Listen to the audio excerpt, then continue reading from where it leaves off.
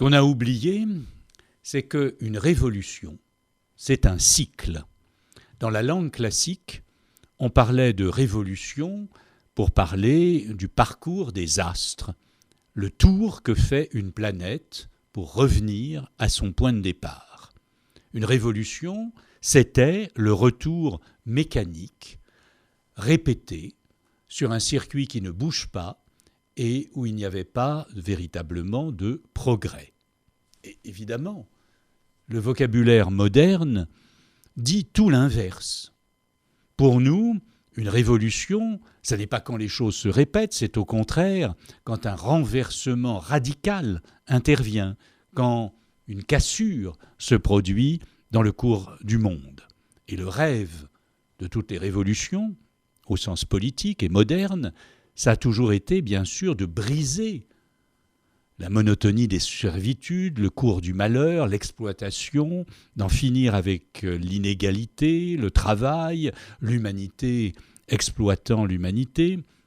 Et l'on sait que cela a conduit à chaque fois à des terreurs, des totalitarismes, et que le rêve de révolution, du coup, semble à la fois la meilleure et la pire des choses. Ce que j'aimerais demander, c'est s'il n'y a pas un rapport entre ces deux sens.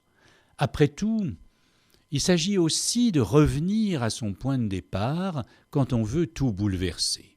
Ce n'est pas incompatible, la révolution au sens astronomique ancien et la révolution au sens politique moderne, puisque, quand on regarde bien, il s'agit toujours de revenir plus ou moins à un âge d'or oublié. Chez Rousseau, par exemple, le contrat social, dans sa modernité, fait revenir à l'état de nature de manière transformée, mais on retrouve le point de départ heureux après la Révolution.